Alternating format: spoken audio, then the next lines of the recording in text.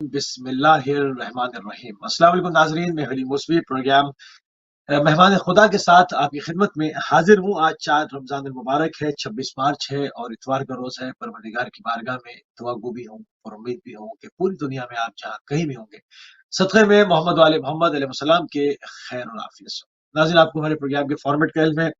इसमें माह मुबारक की जो अजीम तरीन घड़ियाँ हैं, अजीम तरीन लहजात हैं, कुरान के नज़ूल का महीना है, इन तमाम चीज़ों को लेकर आपकी खिदमत में रोज़ाना हाजिर होते हैं। उसी के ऊपर बात हो रही है। आज हमारे साथ मौजूद है आपकी हर दिल अजीज शख्सियत, यकीनन आपकी शख्सियत किसी तारुफ की मोहताज नहीं, उस्ताद हौज़र इल्मिया नजफ अशरफ जनाब मौला जनाब आयतुल्लाह सैयद नसीम अब्बास नजवी साहब क़िबला में प्रोग्राम में खुशामदीद कहेंगे और आपकी खिदमत में सलाम अर्ज़ करेंगे। अलैकुम अस्सलाम वरहमतुल्लाहि वबरकातुहू। मुसी साहब सलामत रहें।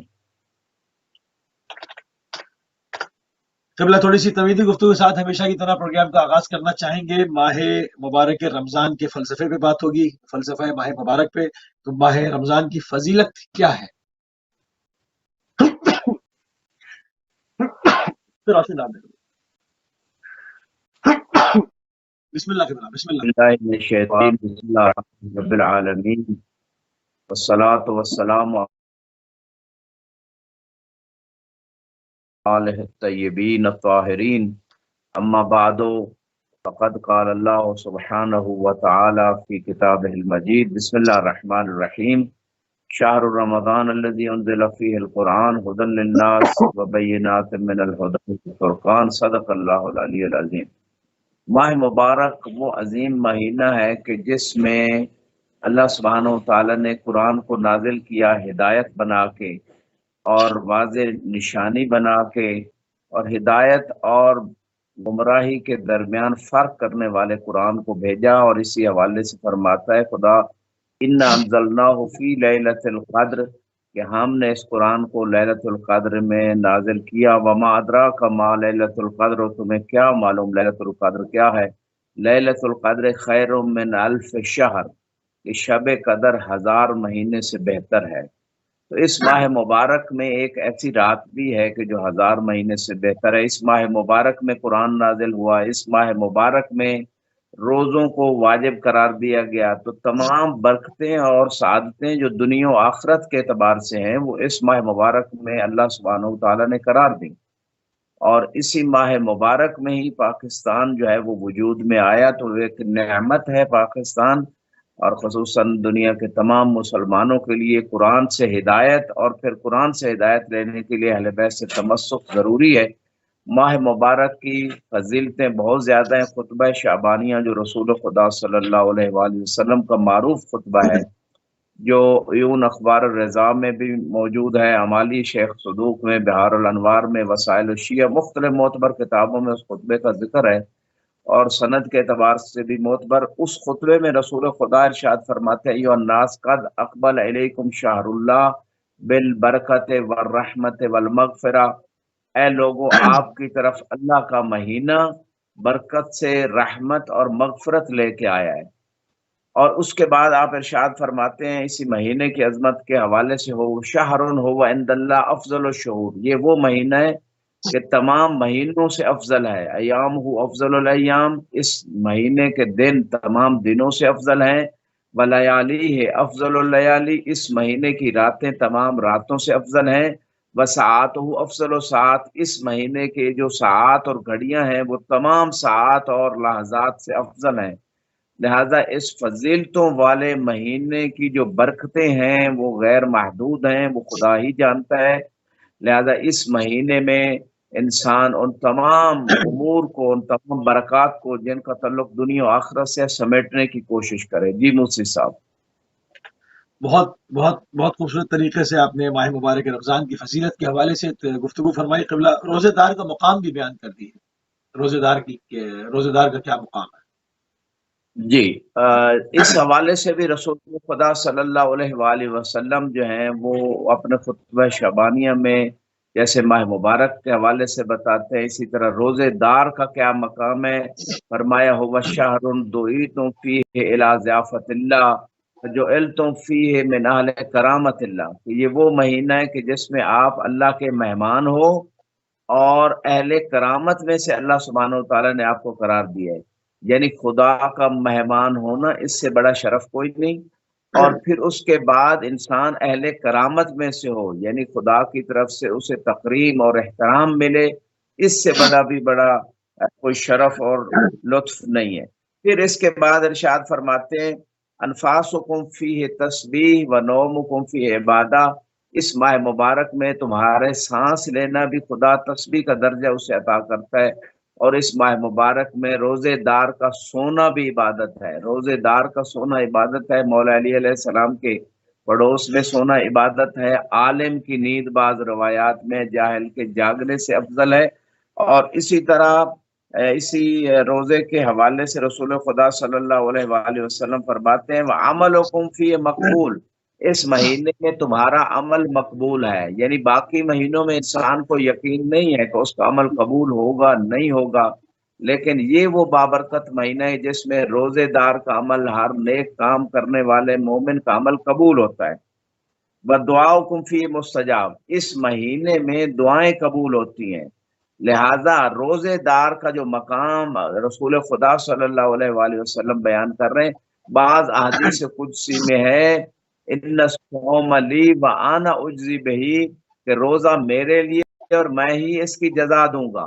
تو روزہ دار جو انسان ہے، چونکہ وہ بہت ساری چیزوں سے اپنے آپ کو روکتا ہے، جو چیزیں حلال بھی ہیں عام دنوں میں وہ اپنے اوپر ان کو روک کے، جیسے اللہ نے روزے کی حالت میں بہت ساری حلال چیزوں کو حرام قرار دے دیا، تو وہ چیزیں اس وقت استعمال نہیں کرتا اور اپنے آپ کو خدا کی طاعت میں، خدا کی رضا میں لے کے جاتا ہے، تو خدا ہی اس کی پھر جزا دیتا ہے۔ اور اس حوالے سے بعض روایات میں ہے، بی بی کے خطبے میں بھی یہ جملے ہیں کہ روزہ خدا نے جو قرار دیا ہے، اس کا جو اس کے اندر راز ہے وہ یہ ہے کہ انسان کے اندر اخلاص کو پیدا کرتا ہے۔ جی مصری صاحب۔ صحیح، سبحان اللہ۔ اچھا، روزے کا مزید جو ہے وہ اگر ہم فلسفے کی طرف بات کریں کہ روزے کا فلسفہ کیا ہے، تو اس حوالے سے بھی تھوڑی سی گفتگو آگے بڑھا دیں گا۔ جی، اس حوالے سے جو ہمارے پاس سب سے پہلے تو قرآن کی آیت ہے کتب علیکم الصیام کما کتب علی الذین من قبلکم لعلکم تتقون، کہ تمہارے اوپر روزہ فرض کر دیا گیا جیسے پہلی امتوں کے اوپر فرض تھا، تاکہ تم متقی بن جاؤ۔ سب سے پہلے تو قرآن نے جو روزے کے فلسفے کو بیان کیا ہے، جو غرض و غایت ہے، جو روزے کا مقصد ہے، وہ تقوی کا حاصل کرنا ہے، اور تقوی سے خدا کا قرب حاصل ہوتا ہے۔ تو یہ وہ فلسفہ ہے روزے کا، اور تقوی میں طبعاً واجبات کو ادا کرنا ہوتا ہے، حرام کاموں سے بچنا ہوتا ہے، یہ تقوی کا کم سے کم مرتبہ ہے، ورنہ مکروہات کو چھوڑنا، مستحبات کو انجام دینا، یہ تقوی کا اعلیٰ ترین مرتبہ ہے۔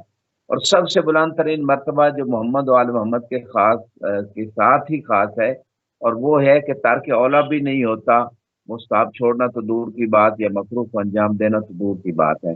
تو روزے کا یہی بنیادی فلسفہ ہے، تقوی کا حصول، اخلاص کا حصول جیسے بعض روایت میں، اور پھر دوسری آیت میں خدا یہ ارشاد فرما رہا ہے وَأَن تَصُومُوا خَيْرٌ لَكُمْ، کہ روزہ رکھو تمہارے لیے بہتر ہے۔ رسول خدا کی حدیث میں سومو تصاحو، کہ روزہ رکھو اس میں تمہاری صحت ہے۔ اب یہ نہیں فرمایا کہ فقط جسمانی صحت ہے، روزے سے آج جدید میڈیکل سائنس بھی یہ بات بتا رہی ہے کہ بہت ساری ایسی بیماریاں جو انسان کو لگ رہی ہیں، وہ انسان زیادہ کھانے کی وجہ سے، اور کھانے میں کوئی وقفہ نہیں، یعنی زیادہ ٹائم کے لیے اپنے آپ کو، اپنے معدے کو جب خالی نہیں رکھتا تو بہت ساری بیماریاں لگ رہی ہیں، جگر کی بیماریاں ہیں، معدے کی بیماریاں ہیں۔ تو آج میڈیکل سائنس بھی لوگوں کا علاج جو ہے وہ کافی ٹائم ان کو وقفہ کہتی ہے کہ آپ وقفہ کریں، کھانے میں اتنے گھنٹے کا وقفہ کریں پھر آپ ٹھیک ہوں گے۔ اور اسی اگر اس کو ہم دوسری شیپ دیں تو وہ روزے کی ایک شکل ہے کہ آپ کھانے پینے سے رک جائیں اتنے عرصے کے لیے۔ تو یہ جو اسلام کا فلسفہ ہے، خصوصاً اس میں روزے کی بات ہے، انسان کا جسمانی فائدہ بھی ہے اور روحانی فائدہ بھی ہے، کیونکہ انسان جتنا زیادہ کھاتا ہے اس کی روح مردہ ہوتی چلی جاتی ہے، اور انبیاء کا کھانا ایک ٹائم ہوتا ہے، صالحین اور مومنین کا کھانا 2 ٹائم ہوتا ہے، اور روایات اس حوالے سے بتاتی ہیں۔ اب یہاں پہ ایک اور بات کروں گا کہ روزے کی جو صحت کا جس سے انسان کو صحت حاصل ہوتی ہے، تو رسول خدا نے عمومی طور پہ فرمایا، چاہے وہ جسمانی صحت ہو یا روحانی صحت ہو۔ دیکھیں روحانی صحت بھی روزے سے حاصل ہوتی ہے، جیسے قرآن کہہ رہا ہے تقوی کا حصول ہے اس میں، اور جب تقوی ہوگا تو روح ٹھیک ہو جائے گی۔ اسی طرح جب انسان روزہ رکھتا ہے تو دوسروں کی بھوک پیاس کا خیال ہوتا ہے، انسانیت انسان کے اندر مزید بڑھتی ہے، رحم دلی آتی ہے۔ انسان جو ہے روزے کی حالت میں ہوتا ہے تو پھر یہ سوچتا ہے کہ اگر میں ان چیزوں سے خدا کے حکم کی اطاعت میں اپنے آپ کو روک رہا ہوں تو کتنے ایسے لوگ ہیں جو دنیا میں عام دنوں میں بھی کھانے پینے جیسی بنیادی سہولیات سے بھی محروم ہیں۔ تو بہت ساری انسان کے اندر یعنی تکبر کا خاتمہ ہوتا ہے، تواضع آتی ہے، انسان اپنے آپ کو ان برائیوں سے بچانے کی کوشش میں لگ جاتا ہے کہ جو عام دنوں میں بعض اوقات اتنی کوشش نہیں ہوتی، لیکن روزے کے عالم میں ایک عملی پریکٹس ہوتی ہے کہ بہت سارے مجھے یعنی روزہ فقط کھانے پینے سے بچنا نہیں ہے۔ بعض روایت میں تمہاری آنکھ کا بھی روزہ ہے، تمہارے کان کا بھی روزہ ہے، تمہاری زبان کا بھی روزہ ہے، اور تمہارے تمام اعضاء و جوارے کا روزہ ہے، تمہاری جلد کا روزہ ہے، تمہارے بالوں کا روزہ ہے، تمہاری سوچ کا بھی روزہ ہونا چاہیے۔ سوچ میں بھی ایسی چیز نہ ہے جو شریعت اور خدا کی مرضی کے خلاف ہو۔ جی موسی صاحب۔ بہت خوبصورت۔ اچھا، توبہ اور دعا کا یہ مہینہ ہے، تو اس حوالے سے کچھ قبلہ نصیحت فرمائیں۔ جی میں اس حوالے سے مزید تھوڑا سا آپ کے ساتھ لاسٹ کوشچن کے تھوڑا آنسر کو ایڈ کروں گا، پھر آپ کے اس کوشچن کی طرف آتا ہوں کہ دیکھیں رسول خدا کے خطبے میں بھی روزے کا یہ فلسفہ موجود ہے جو خطبہ شعبانیہ کے نام سے معروف ہے۔ فرمایا وَاذْكُرُوا بِجُوعِكُمْ وَعَطَشِكُمْ فِي جُوعَ يَوْمَ الْقِيَامَةِ وَعَطَشَهُ، کہ اپنی بھوک اور پیاس سے روزے قیامت کی بھوک اور پیاس کو یاد کرو۔ تو انسان جب پیاسا ہوتا ہے، بھوکا ہوتا ہے، تو پھر یہ خیال کرتا ہے کہ روزے قیامت بھی ایک ایسا عالم آنے والا ہے، لہذا میں حلال کھاؤں اور دوسروں کا بھی اس میں خیال رکھوں۔ پھر فرماتے ہیں وَتَصَدَّقُوا عَلَىٰ فُقَرَائِكُمْ وَمَسَاكِينِكُمْ، کہ اس ماہ مبارک میں اپنے فقراء اور مساکین لوگوں پہ صدقہ کرو، دوسرے انسانوں کے خیال کا حکم دیا گیا۔ وَوَقِّرُوا كِبَارَكُمْ وَارْحَمُوا صِغَارَكُمْ، بڑوں کا احترام کرو اور چھوٹوں کے اوپر رحم کرو۔ تو یہ بھی روزے کے جو ہے نا اس میں مسالے اور منافع جو ہیں ان تمام چیزوں کے اندر موجود ہے۔ وَصِلُوا أَرْحَامَكُمْ وَاحْفَظُوا أَلْسِنَتَكُمْ، اور صلہ رحمی کرو اور اپنی زبانوں کی حفاظت کرو۔ یعنی یہاں پہ یہ رسول خدا ارشاد فرما رہے ہیں کہ روزہ فقط جو ہے وہ کھانے پینے سے بچنا نہیں ہے، انسانی حقوق ہیں، رشتہ داروں کے حقوق ہیں، پڑوسیوں کے حقوق ہیں۔ تو یہ ساری باتیں یہاں پہ آپ ارشاد فرما رہے ہیں، اور اس کے بعد ارشاد فرماتے ہیں صلوا ارحامکم واحفظوا السنتکم وغضوا عما لا يحل النظر الیہ ابصارکم، کہ جس چیز کی طرف دیکھنا حلال نہیں ہے اس سے اپنی آنکھوں کو بچاؤ، اور وَأَمَّا لَا يَحِلُّ الْإِسْتِمَاعُ إِلَىٰ أَسْمَاعُكُمْ، جس چیز کا سننا تمہارے لیے حلال نہیں ہے اس سے اپنی سماعت کو بچاؤ۔ یہ چیز جو ہے روزے کے دوران ان تمام اعمال کا حکم دیا گیا، گانے نہ انسان سنے، غیبت نہ سنے، اور فرماتے ہیں وَتَحَنَّنُوا عَلَىٰ أَيْتَامِ النَّاسِ يُتَحَنَّنُوا عَلَىٰ أَيْتَامِكُمْ، کہ لوگوں کے یتیموں کے اوپر رحم و شفقت کرو، تمہارے یتیموں کے اوپر بھی رحم و شفقت کیا جائے گا۔ اب یہاں پہ آپ کے سوال کی طرف آتے ہیں کہ توبہ اور دعا کا مہینہ ہے، لہذا توبہ اور دعا کے مہینے میں آپ لوگ کیا کیسے وہ توبہ کو حاصل کریں۔ توبہ تو ہر وقت انسان کو کرنی چاہیے، اور فوراً اگر خدا نخواستہ گناہ ہو تو فوراً اس کی طرف بعد ندامت ہو، اور ندامت کے بعد بھی یعنی اس کو دوبارہ عزم کا ایسا کام انجام نہیں دوں گا۔ اگر غیبت کی ہے، تکبر کی ہے، حسد کی ہے، کوئی بھی گناہ جو بڑے گناہ ہیں خصوصاً، تو یہ توبہ ہے اور یہ فوری مطلوب ہوتی ہے۔ بعض لوگوں کا کنسیپٹ ہے کہ زندگی کے آخری مرحلے میں جا کے توبہ کر لو، اس سے پہلے تمہیں چھٹی ہے۔ یہ بہت رانگ کنسیپٹ لوگوں کے مائنڈ میں بیٹھ گئے۔ یہ جب انسان عاقل بالغ ہوتا ہے، جب بلوغ کی حد تک پہنچتا ہے، 15 سال کی عمر میں لڑکا اور 9 سال کی عمر میں لڑکی، تو اس کے بعد اس کے ذمہ تمام واجبات ہیں جو بھی اس کی طرف متوجہ ہیں، تمام حرام کاموں سے بچنا ہے، اور توبہ کا حکم فوری ہے۔ جو توبہ لیٹ کرتا ہے ممکن ہے موفق ہی نہ ہو۔ تو نماز چھوڑی ہے تو نمازوں کو ادا کرے، روزے جتنے چھوڑے ہیں ان روزوں کو ادا کرے، جو بھی حقوق ہے، خمس، زکوٰۃ۔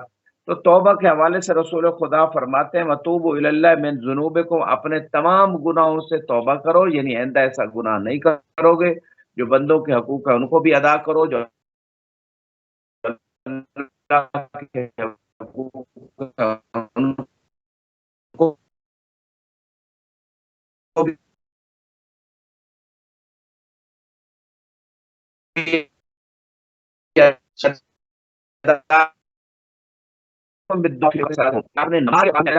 کرو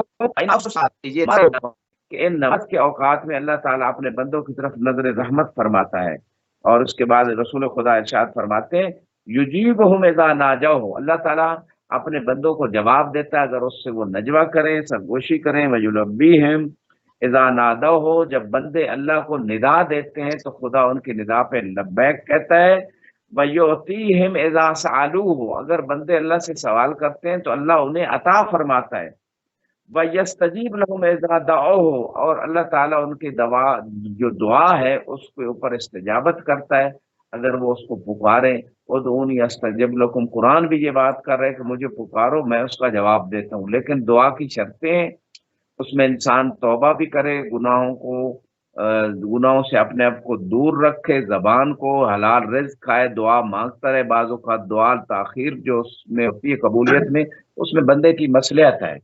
تو یہ وہ ساری چیزیں ہیں جو موسی صاحب خصوصاً اس مہینے میں انسان جو ہے وہ دعا کے ساتھ نماز کے اوقات میں اور اس کے علاوہ دعا مانگے، قبولیت جیسے رسول خدا فرما رہے ہیں. باقی شرطیں اگر موجود ہیں، حلال رزق کھایا ہے، گناہوں سے اپنے آپ کو بچایا ہے، توبہ کی ہے اور پھر دعا مانگی ہے تو یقیناً دعا قبول ہوگی. اور دنیا میں اگر اس کا اثر نہ بھی ظاہر ہوا تو آخرت میں اس دعا کا جو اجر ہوگا وہ انسان دیکھ کے کہے گا کاش دنیا میں میری کوئی دعا پوری نہ ہوتی اور اجر مجھے آخرت میں مل جاتا. جی موسی صاحب ہے.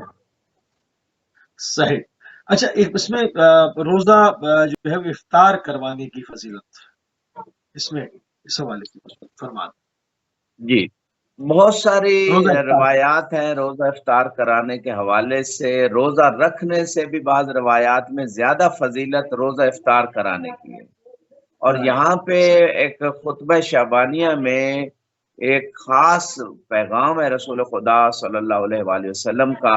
من فطر منکم صائما مؤمنا، کہ جس بندے نے آپ میں سے کسی مومن روزے دار کو روزہ افطار کرایا، کان لہو ذالک عتق نسمہ، اور اس کو جو اس پہ اجر ملے گا ایک غلام کے آزاد کرنے کا ملے گا. والمغفرہ لما مضی من ذنوبہ، اور جو اس کے سابقہ گناہ ہوں گے اس کو خدا بخش دے گا ایک بندے کو روزہ افطار کرانے پہ.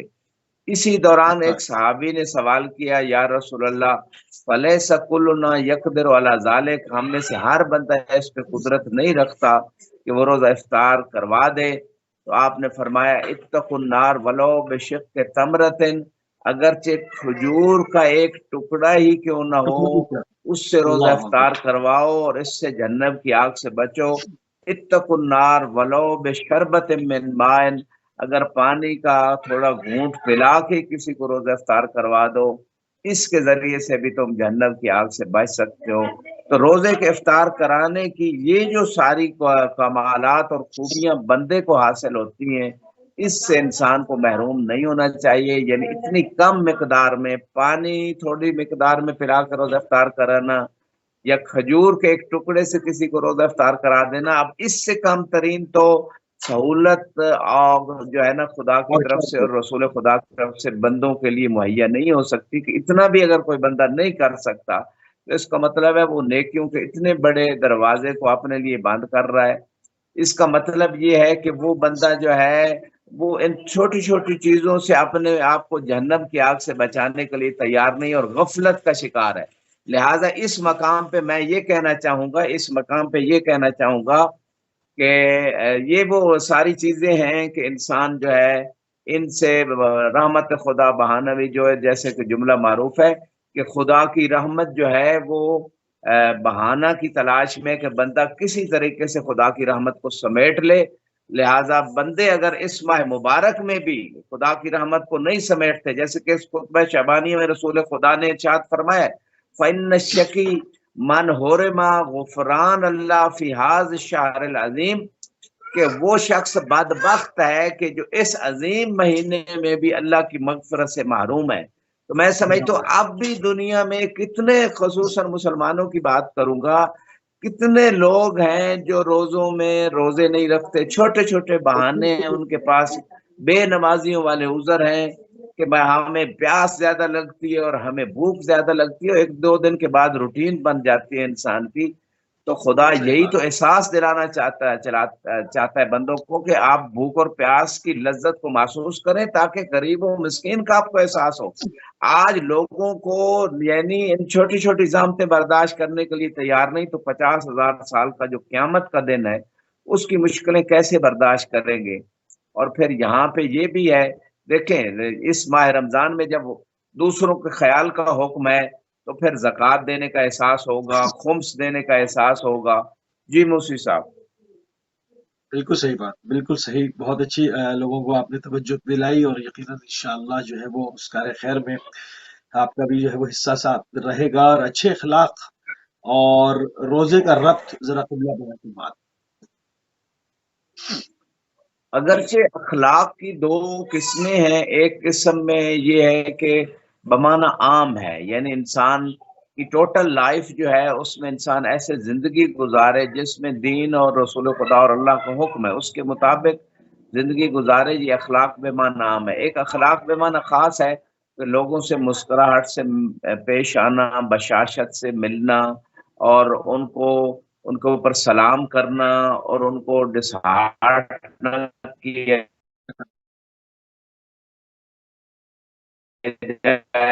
اذیت کو انسان نہ اسے دے، اسی طرح انسلٹ میں اس کے ساتھ بہیو کرنے میں معنی خاص ہوتا ہے، ورنہ بے معنی عام یہی ہے کہ انسان کی پوری زندگی دین کے مطابق گزرے اور اس میں حسد، تکبر اور یہ ساری برائیاں نہ ہوں۔ تو یہ بمعنی عام ہے اخلاق کے، یعنی عمومیت ہے اس میں، کامن چیزیں، یعنی تمام لائف کے امور میں یہ دین کا خیال رکھنا، یہ اخلاق کا وسیع فلسفہ ہے۔ اب یہاں پہ اس مہینے کی خصوصیت کیا ہے اخلاق کے حوالے سے؟ جو رسول خدا جن کو اللہ نے وہ ڈگری عطا کی، وہ سرٹیفکیٹ، وہ تمغہ، وہ عزت، وہ شرف جو کسی اور کو نہیں ملی، جن کے بارے میں قرآن میں ارشاد فرمایا انک لعلی خلق عظیم، کہ آپ کا اخلاق عظیم ہے، وہی اخلاق عظیم کے مالک حبیب خدا کیا فرما رہے ایھا الناس من حسن منکم فی ھذا الشہر خلقہ کان لہ جوازا علی الصراط یوم تظل فی الاقدام، کہ اس مہینے میں جس بندے نے اپنے اخلاق کو بہتر بنا لیا تو روز قیامت وہ پل صراط سے جب لوگوں کے قدم ڈگمگا رہے ہوں گے تو وہ آسانی سے گزر جائے گا۔ اب یہاں پہ دیکھیں اخلاق میں عام طور پہ لوگ کیا کرتے ہیں، مثلا آفس میں جب گئے یا بازار میں ہیں یا کسی ایسے دوست کے ساتھ ہیں، وہاں اخلاق کو بہتر بنایا جاتا ہے، لیکن اچھے طریقے سے بہیو کیا جاتا ہے۔ لیکن جب وہی بندہ فیملی ممبرز کے ساتھ ہے، وائف، بچوں کے ساتھ، اپنے والدین کے ساتھ، ریلیٹیوز کے ساتھ، بھائیوں کے ساتھ، تو اس کا اخلاق اچھا نہیں ہوتا، بہیو اچھا نہیں کیا جاتا، رسپیکٹ نہیں کی جاتی، دوسروں کو اذیت سے یعنی اس کو ان کو دو چار کرنا، ان تمام چیزوں سے بچنا، یہ ساری وہ چیزیں ہیں کہ اس مہینے میں سب سے پہلے انسان اپنے فیملی ممبرز کے ساتھ اپنا بیہیویئر اچھا بنائے۔ یہ اس چیز کی طرف رسول خدا توجہ دلا رہے ہیں۔ تو روز قیامت انسان جو ہے نا پورے صراط سے آسانی سے گزر جائے گا۔ اور پھر اس کے بعد مزید ارشاد فرماتے ہیں من خفف فی ھذا الشہر اما ملکت یمینہ خفف اللہ علیہ حسابہ، کہ جو اس مہینے میں انسان ایسے بندے پہ نرمی کرے جو اس کے انڈر ہے، مثلا غلام ہے، ملازمت پیش افراد ہوتے ہیں، جو باس ہے وہ اپنے جو اس کے نیچے عملہ ہے اس کے اوپر نرمی کرے، جس کا جتنا دائرہ کار ہے وہ اس سے اپنے کام والے عہدے والے بندے پہ اگر اس پہ تخفیف کرے، اس پہ زیادہ بوجھ نہ ڈالے، تو خدا روز قیامت اس بندے کے اوپر تخفیف کرے گا۔ ومن کف فیہ شرہ کف اللہ عنہ غضبہ یوم یلقاہ، جو اس مہینے میں شر کو روکے گا تو روز قیامت اللہ سبحانہ وتعالی اس بندے سے اپنے غضب کو روک لے گا۔ اور پھر ارشاد فرمایا اسی مقام پہ ومن اکرم فیہ یتیما اکرمہ اللہ یوم یلقاہ، کہ جو اس مہینے میں کسی یتیم کا احترام کرے گا تو روز قیامت اللہ سبحانہ وتعالی اس بندے کا احترام کرے گا، جب وہ یتیم کا احترام کر کے روز قیامت اللہ کی بارگاہ میں آئے گا تو خود خدا اس کا احترام کرے گا۔ ومن وصل فی رحمہ وصلہ اللہ برحمتہ یوم یلقاہ، کہ جو بندہ اس دنیا میں صلہ رحمی کرے گا، اور صلہ رحمی کے بارے میں روایات ہے کہ اگر 30 سال زندگی انسان کی اور قطع تعلق ہی کرے رشتہ داروں سے، 3 سال رہ جاتی ہے، اور 3 سال باقی ہے صلہ رحمی سے 30 سال ہو جاتی ہے۔ تو جو صلہ رحمی اس مہینے میں کرے گا تو خدا روز قیامت جو ہے اپنی رحمت اس بندے کے ساتھ ملا دے گا۔ وَمَنْ قَطَعَ فِي رَحِمَهُ قَطَعَ اللَّهُ عَنْهُ رَحْمَتَهُ يَوْمَ يَلْقَاهُ، جو قطع رحمی اس مہینے میں کرے گا خدا روز قیامت اس پہ اپنی رحمت کو قطع کر دے گا۔ یہ وہ ساری چیزیں ہیں جو اخلاق عام کے اعتبار سے رسول خدا صلی اللہ علیہ وآلہ وسلم نے اپنے خطبے میں ارشاد فرمائی ہے۔ جی مفتی صاحب۔ صحیح۔ اچھا، نماز اور تلاوت قرآن کی اہمیت اس ماہ کے اندر، کیونکہ یہ ماہ جو ہے وہ قرآن کے نازل ہونے کا مہینہ ہے، اس میں ذرا تلاوت قرآن اور نماز کی اہمیت پر روشنی ڈال دیتا۔ اگرچہ علی العموم جو ہے وہ نماز کے بارے میں بہت ساری آیات آئی ہیں، اقیم الصلاۃ وآتوا الزکوٰۃ، جگہ جگہ اللہ نے قرآن میں فرمایا ہے کہ نماز قائم کرو، اور بعض آیات میں یہاں تک ہے کہ اہل جہنم سے اہل جنت پوچھیں گے کہ ما سلککم فی سقر، تمہیں کون سی چیز جہنم کی وادی میں سقر میں لے گئی؟ وہ کیا جواب دیں گے؟ قالوا لم نکو من المصلین، کہ ہم نماز نہیں پڑھتے تھے۔ تو یہ باتیں قرآن کے اندر موجود ہیں، اور دوسرے مقام پہ اگر ہم روایات کو بھی دیکھیں تو اس میں بھی بہت زیادہ نماز کی اہمیت بیان کی گئی۔ خود رسول خدا اور ائمہ علیہ السلام بہت زیادہ نمازیں پڑھتے تھے، واجبات کے علاوہ مستحب نمازیں بھی 1000 رکعت تک پڑھتے تھے۔ لیکن خطبہ شعبانیہ میں، ماہ رمضان میں نماز کی اپنی ایک ویلیو اور وقت ہے، اور خطبہ شعبانیہ میں جو رسول خدا صلی اللہ علیہ وآلہ وسلم ارشاد فرما رہے ہیں من تطوع فیہ بصلاۃ کتب اللہ لہ براءۃ من النار، کہ جو اس مہینے میں مستحب نمازیں پڑھے گا اللہ تعالیٰ اسے جہنم سے آزادی کا جو ہے نا وہ تمغہ دے دے گا۔ ومن ادى فیہ فرضا کان لہ ثواب من ادى 70 فریضہ فیما سواء من الشہور، جو اس مہینے میں ایک فریضہ نماز پڑھتا ہے تو دوسرے مہینوں کے مقابلے میں اس سے 70 فریضہ نمازوں کا ثواب ملے گا۔ ومن اکثر فیہ من الصلاۃ علیہ ثقل اللہ میزانہ یوم تخف الموازین، کہ جس بندے نے، رسول خدا فرماتے ہیں میرے اوپر میری عیال کے اوپر نہیں کرا جب لوگوں کے نیکیوں کے پلڑے جو ہے نا وہ ہلکے ہوں گے۔ پہلے تو اس حوالے سے موسوی صاحب نماز کے حوالے سے، اور پھر تلاوت قرآن کے حوالے سے بھی آپ نے ارشاد فرمایا وَمَن تَلَا فِيهِ آیَةً مِنَ الْقُرْآنِ كَانَ لَهُ مِثْلُ أَجْرِ مَنْ ختم القرآن فی غیر من الشہور، جس نے اس ماہ مبارک میں ایک آیت کی تلاوت کی اس کو دوسرے مہینوں کے مقابلے میں پورے قرآن کی تلاوت کا ثواب ملے گا۔ تو انسان اس مشغول دنیا میں، اس مادی دنیا میں اگر اسے پورا سال ٹائم نہیں ملتا قرآن کی تلاوت کا، تو کم از کم اس مہینے میں روزانہ ایک پارہ تلاوت کرے تاکہ پورے مہینے میں قرآن ختم ہو جائے، اور اسے ایک پارے کی تلاوت کے ساتھ اس کے ترجمے کو دیکھو، اور اگر نہیں دیکھ کے پڑھ سکتا تو کم از کم کوئی میڈیا کے ذریعے ایسی تلاوت لگائے جہاں ترجمہ بھی وہ سن رہا ہو اور ساتھ خود بھی تلاوت کر رہا ہو۔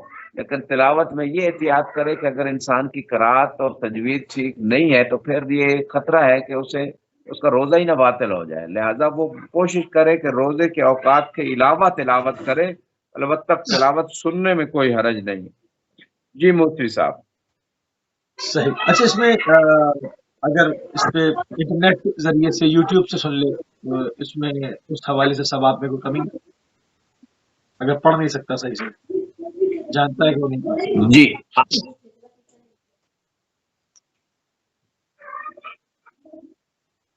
جی قبلہ، آپ کی آواز کٹ گئی تھی مفتی صاحب، واضح نہیں ہوا۔ جی میں نے کہا اگر انسان کو پتا ہے کہ وہ صحیح نہیں پڑھ سکتا تو یوٹیوب کے ذریعے سے سن لے تو وہ تلاوت کا ثواب پائے گا پوری؟ تلاوت کا تو نہیں آئے گا، البتہ قرآن کے سننے کا ثواب اسے ملے گا، کیونکہ قرآن کا سننا بھی ثواب ہے، قرآن کا پڑھنا بھی ثواب ہے۔ پڑھنا الگ ثواب رکھتا ہے، سننا الگ ثواب رکھتا ہے۔ اور سننے کے بارے میں بھی قرآن میں ہی ارشاد ہوتا ہے کہ اذا قرئ القرآن فاستمعوا له وانصتوا، کہ جب قرآن پڑھا جائے تو اس کو توجہ سے سنو، لعلکم ترحمون، شاید تمہارے اوپر رحم کیا جائے. تو توجہ سے اگر انسان قرآن سنتا ہے تو اس سے خدا کی رحمت کو سمیٹ سکتا ہے. جی موسی صاحب. صحیح. شیاطین اس ماہ میں قید ہوتے ہیں اور لوگوں کا کہنا یہ ہے کہ اس میں جو ہے وہ پھر بھی گناہ جو ہے وہ لوگوں سے سرزد ہوتے ہیں. اس حوالے سے کیا فرمائیں گے آپ؟ وجہ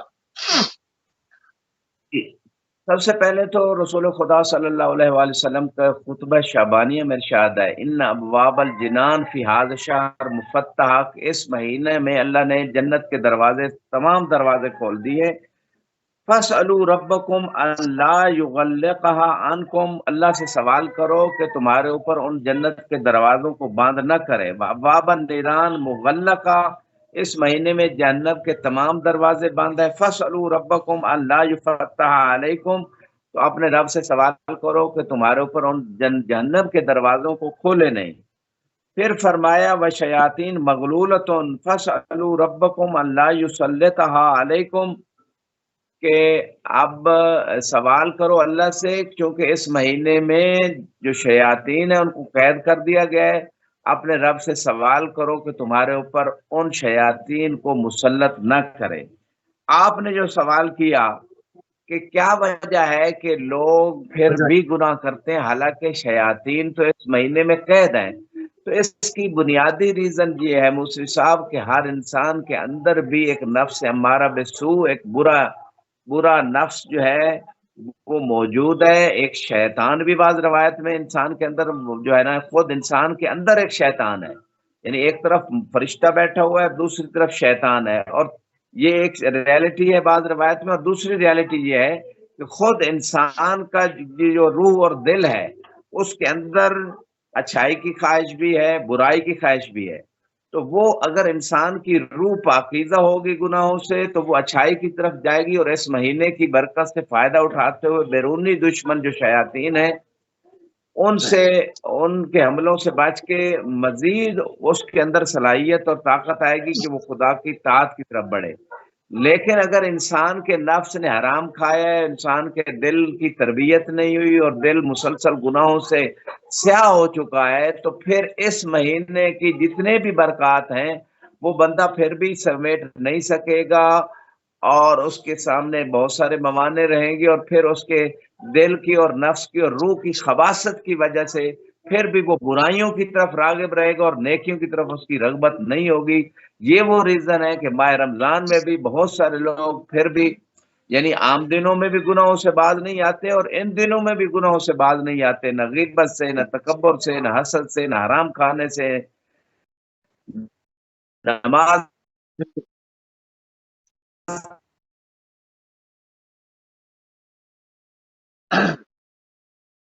جی ناظرین تھوڑی سی معذرت چاہتے ہیں، لانگ ڈسٹینس کال ہے. جی بالکل صحیح.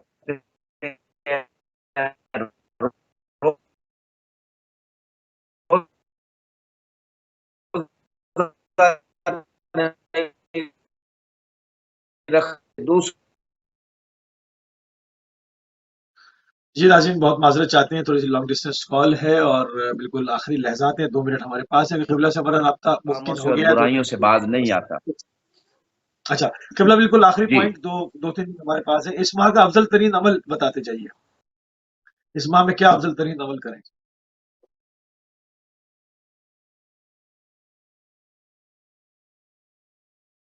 قبلہ اس ماہ کا افضل ترین عمل.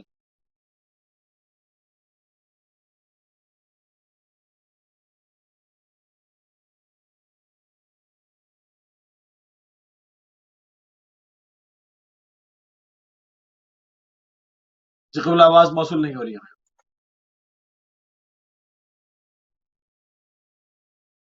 جی ناظرین بہت معذرت خواہ ہیں کیونکہ لانگ ڈسٹینس کال ہے اور اس وقت قبلہ جو ہے وہ بتا بھی رہے تھے کہ عراق میں جو ہے وہ اس وقت نجف میں شدید بارش تھی اور اس وجہ سے تھوڑی سی اور پروگرام میں تعطل ہوئی.